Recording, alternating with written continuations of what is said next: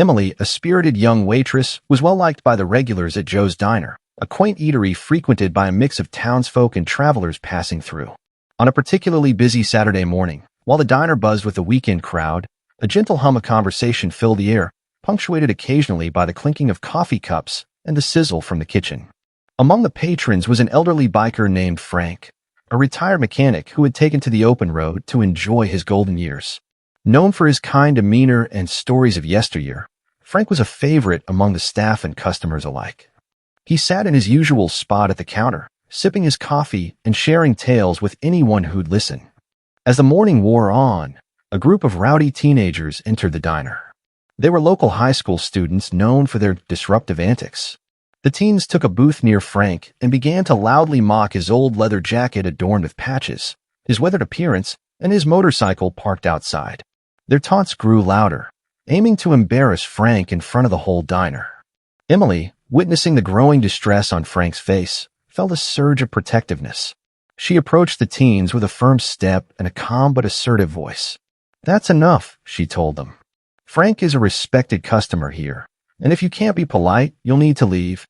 The teens scoffed at her, dismissing her with waves of their hands and snickers. Not deterred, Emily stood her ground, insisting they leave for disrupting the peace. The situation escalated quickly as the teens became more defiant, prompting Emily to threaten to call the police if they didn't exit immediately. Reluctantly, the teens left, hurling a few more insults as they went. Frank thanked Emily, visibly relieved. However, the diner's manager, having caught only the tail end of the confrontation, was less than pleased. Concerned about the diner's reputation and a strict policy against staff confrontations with customers, he pulled Emily aside. After a brief, heated discussion where misunderstandings flew, he made the hasty decision to fire her, fearing potential backlash or further disturbances. Shocked and upset, Emily gathered her belongings and left the diner, unaware of the chain of events her dismissal would soon trigger. After Emily was dismissed, she stepped out of the diner feeling a mix of shock and injustice. She had stood up for what she believed was right, protecting a regular and respected patron from harassment, yet it had cost her the job she relied on to support herself. Her hands trembled slightly, a mixture of adrenaline and anger coursing through her veins as she walked away from the place she had spent so many hours working. Inside the diner, Frank, who had witnessed Emily's firing, was deeply troubled. He knew Emily as a kind-hearted and brave young woman who always went the extra mile for the diner's patrons. Watching her defend him and then lose her job over it filled him with a strong sense of guilt and responsibility. He approached the manager, trying to explain that Emily had acted in defense of the diner's respectful atmosphere, but the manager was resolute, citing the diner's policies against employee confrontations with customers as justification for her termination. Determined not to let Emily suffer consequences for defending him, Frank knew he needed to act. He pulled out his phone and began to contact his network of biker friends, explaining the situation and how unfairly Emily had been treated. His story quickly ignited a sense of outrage and solidarity among his fellow bikers, who knew all too well what it was like to be judged and mistreated. They decided they couldn't stand by and watch one of their own, a young woman who had shown nothing but kindness and courage, be penalized for doing the right thing. Word spread rapidly through phone calls and messages within the biker community. By early afternoon, a plan was in motion to show support for Emily in a way that the diner's management couldn't ignore. Frank's initial call for support, intended only to gather a few close friends to back Emily, blossomed into a much larger movement. The bikers saw an opportunity not just to support Emily, but also to make a statement about community, respect, and the protection of its members from unfair treatment. As the news of Emily's unfair dismissal spread, it resonated deeply within the biker community.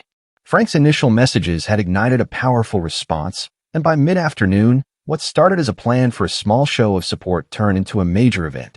Bikers from various clubs and locales, who shared a strong sense of justice and camaraderie, were mobilized. They saw Emily's cause as their own, symbolizing a stand against unfair treatment and bullying. Organized through a network of phone calls, social media posts, and word of mouth, the bikers coordinated their response meticulously. They planned not just a simple visit to the diner, but a peaceful yet formidable rally to make their presence felt and their voices heard. Leaders within the community outlined clear guidelines to ensure the event remained orderly and positive, emphasizing that their goal was to support Emily and promote respect and fairness. By late afternoon, an impressive convoy of over 500 bikers had gathered at a designated meeting point near the town. The roar of engines filled the air, a clear signal of the biker community's solidarity and strength.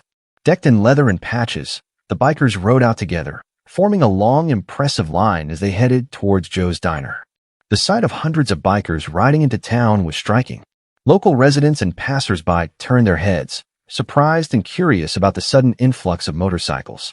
The bikers' arrival at Joe's Diner was a spectacle. They parked their bikes neatly in rows and dismounted, their demeanor serious but calm. As they assembled in front of the diner, their sheer numbers made a powerful statement. They weren't there to intimidate or cause trouble, but to show that they stood together against what they perceived as an injustice done to one of their defenders. Their presence commanded attention and quickly drew a crowd, including local media that had caught wind of the unfolding event. The arrival of 500 bikers at Joe's Diner understandably attracted significant attention, not just from onlookers and the media but crucially from the diner's management. The manager, taken aback by the peaceful yet formidable show of solidarity, quickly realized the gravity of the situation and the possible repercussions for the diner's reputation. As the bikers gathered, a spokesperson from the group requested a meeting with the diner's management.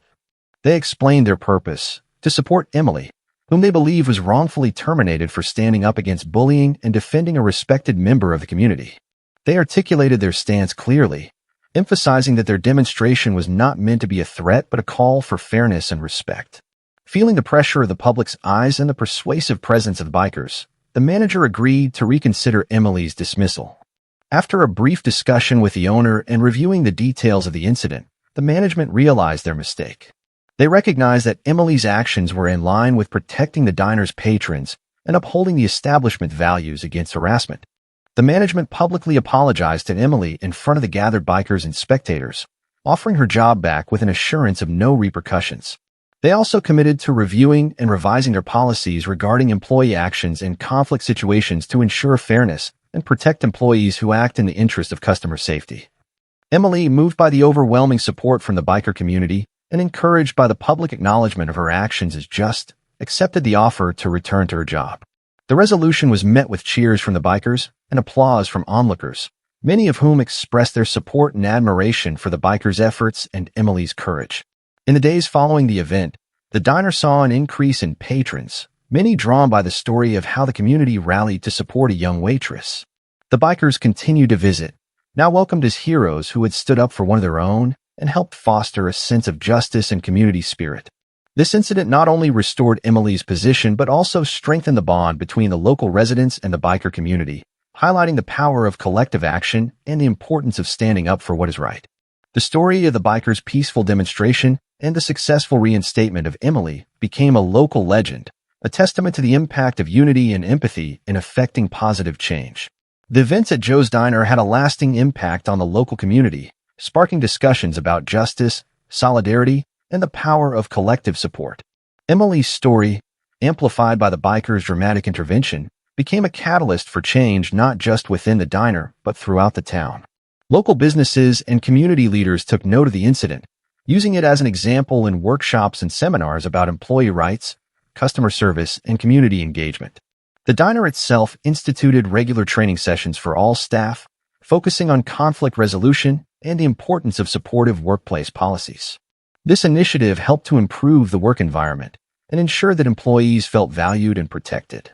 Moreover, the story of the bikers' peaceful rally was featured in local newspapers and on social media, spreading even beyond the town and inspiring other communities to stand up for fairness and respect. The bikers were praised for their disciplined, unified approach, and they became respected figures in the community, often invited to speak at events and participate in community forums. Emily, buoyed by the support she received, became an advocate for workers' rights and started a blog to share her experiences and lessons learned from the incident. Her blog attracted a wide readership, and she received messages from people across the country sharing their own stories of workplace challenges and thanking her for her courage and advocacy. The strong relationship that formed between the bikers and the community also led to the establishment of an annual charity event, hosted by Joe's Diner and supported by local bikers. The event raised funds for local causes, including scholarships for students and resources for bullying prevention programs in schools. This annual gathering became a celebration of community strength and solidarity, symbolizing the positive outcomes that can arise from challenging situations. Reflecting on the entire experience, the community recognized the importance of empathy, courage, and the role each individual plays in creating a supportive and just society. The incident at the diner was more than just a moment of conflict. It was a turning point that reinforced the values of unity and respect, leaving a lasting imprint on everyone involved. As the dust settled on the incident at Joe's Diner, the effects of that day continued to reverberate throughout Harmony Town, influencing policies and attitudes long after the media attention had faded. The diner itself became a symbol of community and resilience, a place where locals and visitors alike came not just for the food but also to be part of a story that had touched so many. In the wake of the event, the diner's management actively worked to transform the establishment into a community hub. They hosted monthly forums where residents could discuss local issues, share stories, and propose initiatives that benefited the community. These forums strengthened the bonds between the residents and fostered a spirit of active participation and mutual support. Emily, reinstated and now respected more than ever, became a key figure in these discussions. Her experience and the lessons she shared helped others to speak up and take action in their own lives. Her relationship with the bikers who frequented the diner not only as customers but also as protectors and friends grew stronger. This unlikely friendship between a waitress and a group of bikers was often cited as a powerful example of how diverse groups can unite over shared values of justice and community care. The bikers, for their part, established a community watch program that worked in tandem with local law enforcement to ensure the safety of the town's residents. Their involvement helped to dispel many of the misconceptions about bikers, showcasing their commitment to civic duty and their role as community caretakers. Moreover, the incident prompted local businesses to reevaluate their own policies and the way they handled internal conflicts. Inspired by Joe's Diner, several establishments adopted more transparent and fair practices, including better communication channels and improved support systems for employees facing difficulties. These changes contributed to a more positive work environment across the town and increased loyalty among employees. As years passed, the story of what happened at Joe's Diner was passed down to new residents and youngsters, becoming a local legend that exemplified the power of kindness, bravery, and community solidarity. It served as a reminder that even the smallest actions, like standing up for someone in need, can have a profound impact, weaving a new fabric of community life based on empathy, respect, and collective strength. The legacy of that day continued to inspire and influence, ensuring that the spirit of unity it sparked would endure, shaping Harmony Town for generations to come.